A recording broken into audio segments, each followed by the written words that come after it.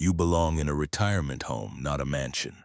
Those were the words my daughter-in-law, Vanessa Carter, threw at me while standing in the entrance hall of the house I had spent 31 years earning. She laughed as though it were harmless fun. Only moments earlier, my only son, Ethan Carter, had looked me straight in the eye and calmly declared, "This place belongs to us now, Dad. Don't come back unless you're invited." By us, he didn't mean himself and his wife alone. He meant Vanessa's parents, who were already preparing to move into the $12 million waterfront estate I had purchased with the proceeds from selling my business. I was 68 years old. I looked at both of them without anger. There was no shouting, no argument, no desperate attempt to defend myself. I simply nodded, picked up my old straw hat from the side table, wished them a quiet afternoon, and walked out through the front door. Behind me, I could still hear Vanessa laughing. They believed they had finally won. I learned later that before my car even reached the security gate, Vanessa had called her mother to celebrate. The moving trucks were already being discussed. Furniture layouts were planned, and bedrooms had been assigned. What none of them knew was that everything they were celebrating had already slipped through their fingers. 11 days later, 3 moving trucks rolled into the driveway. What greeted them inside that magnificent house caused Vanessa to drop her keys onto the marble floor. The sound echoed through the foyer. No one spoke for several seconds. But that moment only makes sense if I tell you how everything began. My name is Adrian Holloway. I'm 69 now, though these events unfolded the previous year.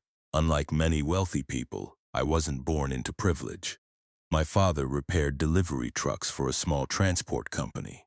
My mother worked in the accounting office of the local public school. They gave me honesty, discipline, and a belief that nothing worthwhile arrives without sacrifice. After graduating from a state university, I entered the industrial equipment business. It wasn't glamorous work. I sold valves, pumps, pipes, and machinery to factories that few people ever noticed. For 12 years, I worked for someone else, learning every detail of the industry. At 33, I took the greatest risk of my life. I mortgaged everything I owned to purchase a struggling regional supply company. Friends warned me I was making a terrible mistake. Maybe they were right. The first few years nearly broke me. There were months when payroll came before my own paycheck. I spent more nights in roadside hotels than in my own bed, driving across multiple states, meeting customers, solving emergencies, and chasing contracts. Slowly, things changed. One satisfied client recommended another. One warehouse became 3. 3 became 6 after 31 exhausting years. My company employed more than 400 people. When I finally sold it, I received more money than I had ever imagined possible. That success allowed me to buy the home my late wife had dreamed about her entire adult life. Her name was Margaret. Long before we had money, Margaret kept a faded magazine clipping tucked inside an old recipe book. It showed a white villa overlooking the ocean, surrounded by palm trees, with sunlight reflecting across a blue swimming pool. Every winter she would quietly remove that clipping, smile for a few moments, then place it back inside the book. She never asked me to buy such a place. She never complained. She simply hoped. When I finally had enough money, I searched until I found a house that looked remarkably similar. White walls, ocean views, tall palms, a peaceful pool stretching toward the water. I surprised her with it. For one unforgettable afternoon, she cried tears of happiness sadly. Life had already begun making other plans. Just weeks after we moved in, doctors diagnosed Margaret with an aggressive illness. Instead of decades enjoying the house she'd imagined for over 40 years, she spent only 14 months there. Many of those months were filled with treatments, hospital visits, and quiet afternoons when neither of us spoke very much. One spring, however, she experienced several wonderful weeks. Every morning I carried a comfortable chair down to the seawall. She would sit with a warm cup of coffee, watching boats drift across the water while gentle waves reached the shore. On the third morning, she smiled and said something I'll never forget. "Adrian," she whispered, "this is the longest you've stayed in one place since the 1980s. She laughed, so did I. But inside, those words hurt because she was right. I had spent 3 decades building a business. She had spent those same decades waiting for me to come home. The mansion had fulfilled her lifelong dream, but it had arrived far too late. When Margaret passed away upstairs in the bedroom overlooking the ocean, I realized something no amount of money could ever repair. I had spent 31 years buying her a beautiful house, when all she truly wanted was more time with her husband. After Margaret passed away, the house became unbearably quiet. 11 bedrooms stretched across the property, yet I lived in only 2 of them. Every hallway reminded me of plans we would never fulfill. Her favorite music no longer echoed through the kitchen. The morning coffee was brewed for 1 instead of 2. Grief has a strange way of changing time. Days blurred together. Nights seemed endless. I often wandered the house long after midnight, unable to sleep. Sometimes I found myself standing outside our bedroom door, convincing myself I had heard her voice. The silence became heavier than the walls themselves. It was during that lonely season that Ethan approached me. "Dad," he said one evening, "why don't Vanessa and I move in for a while? You shouldn't be here alone." At the time, it sounded like kindness. Looking back, I'd understand something I couldn't see then. Loneliness often disguises poor decisions as generous ones. I welcomed them without hesitation. For the first several months, everything felt right. The house was alive again. There were conversations over breakfast, laughter in the evenings, and someone else's footsteps echoing through the hallways. For the first time since Margaret's passing, the place felt like a home instead of a museum filled with memories. I believed I had made the right choice. Then, almost invisibly, things began to change. It didn't happen overnight. It happened one small decision at a time. Vanessa suggested converting my study into a nursery for their future child. "It'll only make sense," she explained. "You're retired now, you hardly use the office." She wasn't entirely wrong, so I agreed. My desk was moved into the garage. A few weeks later, several paintings Margaret had carefully selected over the years disappeared from the living room. "They don't really fit the new style," Vanessa said cheerfully. "They're packed safely in storage." Again, I remained silent. After all, they were only paintings. Or so I told myself. One afternoon, I walked into the kitchen and found Vanessa meeting with an interior designer. Fabric samples, flooring catalogs, and paint swatches covered the island countertop. The designer smiled politely. "Oh," she said, "you must be Adrian's father." I smiled. "No," I replied gently. "I'm Adrian." She looked confused. Vanessa quickly laughed. "He means my father-in-law." The designer nodded. "It's wonderful they're letting you stay here." Letting me stay. The words lingered in my mind. I waited for Vanessa to correct the misunderstanding. She didn't. Instead, she smiled politely and said, "We're almost finished in the kitchen. Would you mind giving us a little privacy? My kitchen, my house." Yet somehow I found myself apologizing before carrying my coffee outside to the patio. That should have been the moment I recognized what was happening. Instead, I convinced myself it wasn't worth arguing over. That's how these situations unfold. No one steals your place all at once. They take tiny pieces. A room here, a decision there, a habit changes, a routine disappears. Eventually, one morning, you realize you've become a visitor inside your own home. The biggest change arrived when Vanessa announced she was expecting their first child. Everyone celebrated, including me. A few weeks later, Ethan sat beside me on the terrace. "Dad," he began carefully, "we've been thinking. Whenever people begin a sentence that way, they have usually already made the decision. The guest cottage would probably be quieter for you," he continued. "The baby's going to cry at night. You'll have more privacy back there." The guest house was beautiful. It overlooked the gardens and had everything anyone could reasonably need. But that wasn't the point. Without protest, I packed my belongings and moved out of the main residence, the home I had purchased for Margaret, and settled into the smaller building behind it. I kept telling myself it was temporary. It wasn't. From that day forward, I was no longer consulted about anything. Contractors arrived regularly. Rooms were renovated. Furniture disappeared. Entire sections of the property were redesigned. If I asked what was happening, Ethan would simply smile. "It's already taken care of, Dad." Slowly, he stopped referring to the estate as your house. Instead, he called it our home. At first, it slipped out accidentally. Later, he said it naturally. Finally, He said it so often that I wondered whether he genuinely believed it. Legally, nothing had changed. Every document still carried only my name. There had never been a transfer, no partnership, no shared ownership, no trust, nothing. Yet people often begin believing a lie simply because they've repeated it long enough. One evening, while returning to the main house to collect a novel from what had once been my study, I entered quietly through the side entrance. Voices drifted from the dining room, Ethan, Vanessa, and Vanessa's parents speaking through the speakerphone. I wasn't trying to eavesdrop, but then I heard my name, so I stopped walking. Without realizing it, I stood motionless in the dark kitchen, listening as my future was being planned by people who believed I had become an inconvenience. I remained perfectly still in the dark kitchen. The voices from the dining room floated through the doorway as casually as if they were discussing weekend plans. Vanessa's parents were on speakerphone.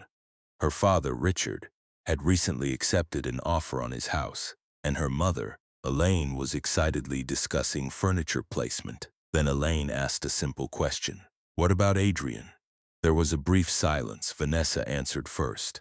"Oh, he's perfectly happy in the guest cottage, long term. We'll probably find him a nice retirement community. There are several beautiful places nearby." She laughed softly. Then Ethan spoke. "Probably within a year or two." A year or two. I stood there in complete silence, listening to my own son discuss moving me into a care facility while sitting inside the home I had spent decades building for my wife. Oddly enough, I didn't feel angry. I didn't feel betrayed. What I felt was clarity. It was as though someone had finally switched on a light in a room that had been dark for years. For a long time, I had convinced myself Ethan would eventually mature. I believed responsibility would change him. Marriage would change him. Fatherhood would change him. Loss would change him. Standing in that kitchen, I finally accepted the truth. The man sitting at that dining table wasn't becoming someone else. He had already become exactly who he was going to be. The painful part was realizing I had helped create that version of him. Every expensive mistake, every failed business idea, every financial rescue, every time I solved his problems instead of allowing him to solve them himself. I had mistaken generosity for good parenting. That night, I quietly collected the novel I had come for and returned to the guest cottage.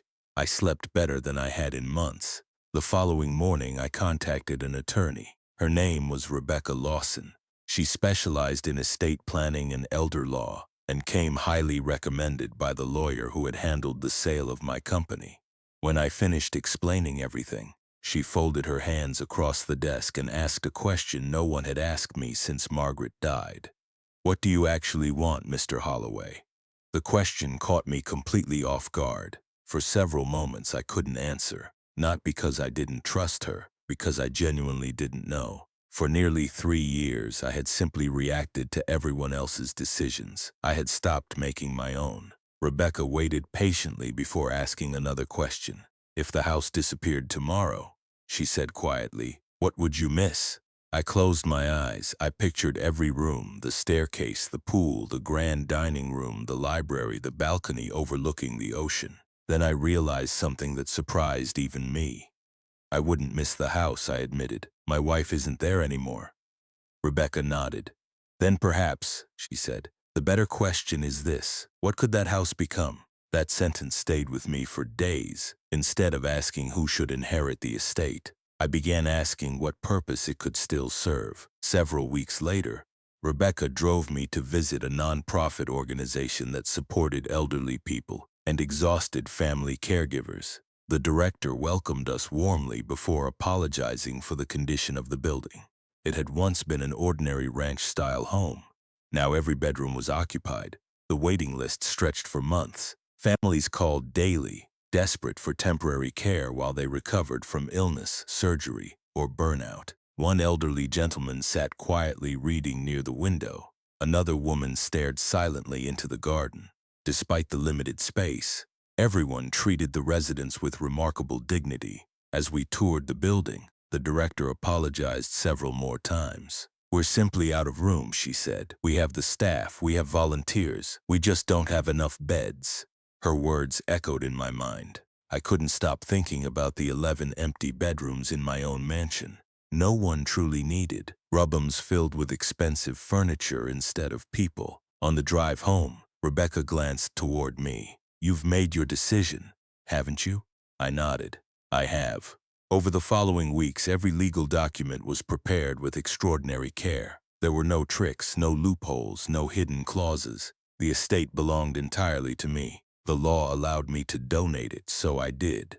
The waterfront mansion became the property of the charitable foundation. I included only one condition. The residence would carry Margaret's name forever, Margaret Holloway House, a place where elderly people could recover with dignity, where exhausted families could find temporary relief, where no one would feel forgotten. For the first time since my wife's passing, I felt something I hadn't experienced in years. Purpose. The paperwork was completed quietly. No celebrations, no dramatic announcements, no family meetings. Only signatures. When everything was finalized, Rebecca looked across the table. "Would you like to tell your son?" I stared out the office window for a long moment before answering. Not yet. The legal transfer of the house was completed without drama. There were no heated confrontations, no courtroom battles, and no surprise announcements. Everything was handled exactly as the law required. Rebecca believed in doing things properly. "If we're going to make a life-changing decision," she told me, "we'll make it so clearly that no one can ever claim they didn't know." A certified letter was prepared and mailed to Ethan. It explained, in plain language, that ownership of the waterfront estate had officially been transferred to the charitable foundation. The letter also stated that the foundation was allowing Ethan and his family to remain in the house temporarily as a courtesy. They were given a generous deadline to move out peacefully before renovation work would begin. The notice wasn't threatening, it wasn't emotional, it simply explained the facts. A few days later, the delivery receipt arrived. Ethan had personally signed for it. Rebecca placed the signed receipt in my file. "Now," she said calmly, "there can be no misunderstanding." What happened next surprised both of us. Nothing. Ethan never called. He never visited. He never asked to meet. He never questioned the letter. It was as though it had never existed. Rebecca eventually looked at me and said, "I think he believes you'll change your mind." She was right. For 39 years, every difficult situation in Ethan's life had ended the same way. I stepped in. I paid the bill. I solved the problem. I softened the consequences. Why would he expect anything different now? Weeks passed. Meanwhile, Vanessa's parents sold their home exactly as planned. Furniture was packed. Moving companies were hired. Everyone behaved as though the mansion already belonged to them. No one realized they were preparing for a future that no longer existed. I remained silent, not because I wanted revenge, because for the first time in my son's life, I refused to rescue him from a decision he had knowingly ignored. The deadline came and went. The foundation began preparing renovation plans. Architects visited the property. Surveyors measured the land. Contractors walked through empty rooms discussing accessibility improvements. The transformation had already begun. Then came the afternoon that changed everything. I had returned to the main house to meet the foundation's project manager. Several people were examining blueprints in the dining room when Ethan walked into the foyer. He looked irritated. "Dad," he said, "what are all these people doing here?" "They're working for the foundation," I answered quietly. He frowned. "What foundation?" I realized then that he had never believed the certified letter. He had dismissed it without reading beyond the first page. Taking a deep breath, he folded his arms. "This has gone far enough." His voice carried the confidence of someone convinced he controlled the situation. "Vanessa's parents close on their house in less than a month. They're moving in here." Then he looked directly at me. "This place belongs to them now." He paused before adding words I never imagined hearing from my own child. "Don't come back here again unless you're invited." Before I could respond, footsteps echoed from the staircase. Vanessa had been listening. She leaned against the railing, smiling. "Oh, Adrian," she said with a light laugh, "you belong in a retirement home, not a mansion." The words hung in the air. Everyone in the foyer became silent. I looked at my son, then at Vanessa. For a brief moment, I considered telling them everything.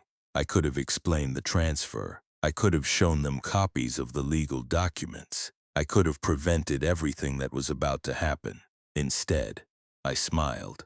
I nodded once. "All right," I said. I picked up my straw hat from the hallway table. Then I walked calmly through the front door. No shouting, no accusations, no threats. As I drove away, I felt strangely peaceful. Rebecca later asked why I hadn't said anything. My answer surprised even me. Because, I said, he already knew. He had received the letter. He had signed for it. He had made his choice for the first time in his life. I allowed him to live with the consequences instead of protecting him from them. 11 days later, the foundation invited me back to the property for a small ceremony. A bronze plaque had been installed beside the entrance. It bore only a few simple words: Margaret Holloway House, a residence for compassionate care and family support. While volunteers prepared refreshments inside, contractors continued unloading equipment. I sat quietly near the front entrance, wearing the same straw hat I had carried out of the house less than 2 weeks earlier. Then I heard engines approaching. 3 large moving trucks slowly turned into the driveway. They stopped in front of the mansion. Vanessa stepped out first. Her parents followed close behind. Each of them smiled confidently, completely unaware of what was waiting just beyond the front door. The moving trucks rolled slowly through the front gates, one after another, stopping neatly along the circular driveway. Vanessa stepped out first, holding a ring of shiny brass keys. Her parents, Richard and Elaine, followed behind, smiling as they admired what they believed would soon become their new home. The front doors stood open. They walked inside without knocking. At first, no one noticed me. Their attention was fixed on the unfamiliar faces gathered throughout the foyer. Men in hard hats studied architectural drawings spread across the dining table. Volunteers carried folders from room to room. A uniformed deputy stood quietly near the entrance, simply observing. Elaine frowned. "I'm sorry," she said politely. "Are we interrupting something?" Before anyone answered, Vanessa finally saw me. I was sitting beside the front window, wearing my old straw hat. Her confident smile disappeared. Then her eyes drifted toward the bronze plaque mounted on the foyer wall. She read it once.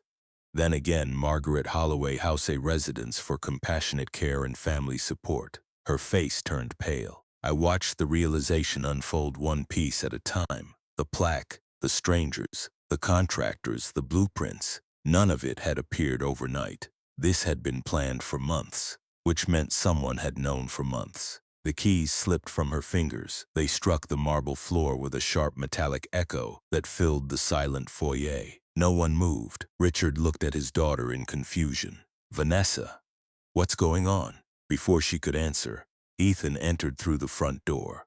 The moment he stepped inside, I saw the truth written across his face. Unlike everyone else, he understood immediately. He had received the certified letter. He had signed for it. He had simply chosen not to believe it. Rebecca Lawson stepped forward with quiet professionalism.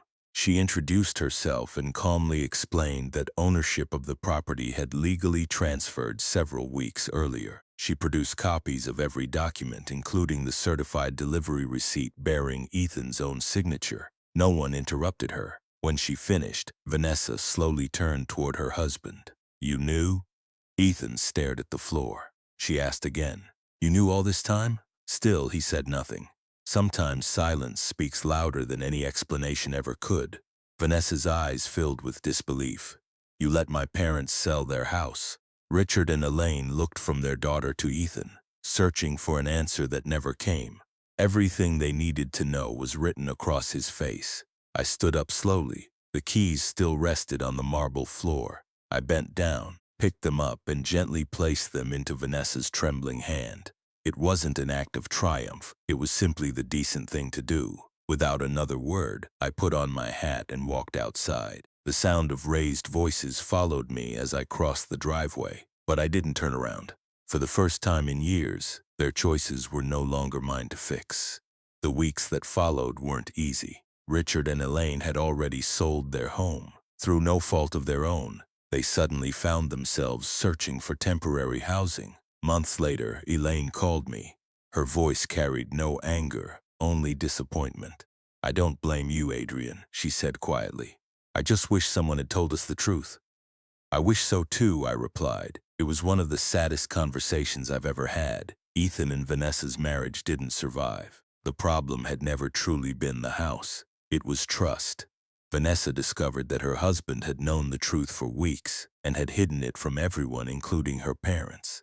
That wound proved impossible to repair. Several months after their divorce, Ethan asked if we could meet. We sat together in a small coffee shop overlooking the marina. Neither of us knew how to begin. Finally, he looked at me and said, "You humiliated me." I nodded. "I'm sorry it happened the way it did."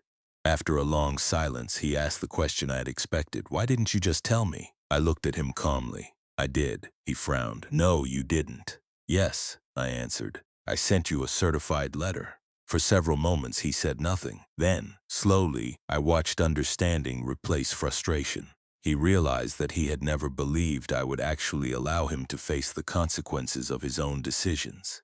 Every previous mistake had ended with me writing a check or finding a solution. This time was different. Today, our relationship is still healing. It isn't perfect. Perhaps it never will be.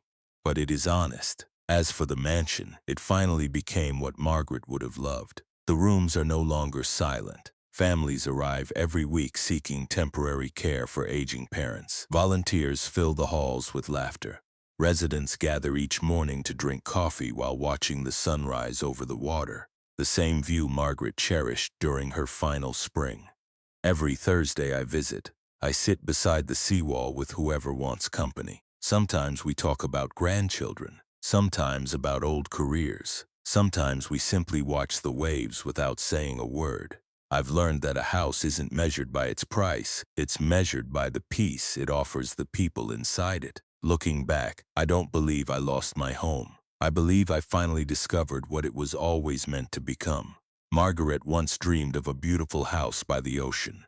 Now, because of her dream, countless others have found comfort, dignity, and hope within those same walls. And every time I walk past the bronze plaque bearing her name, I smile, not because I won, but because love, in the end, found a better purpose than wealth ever could.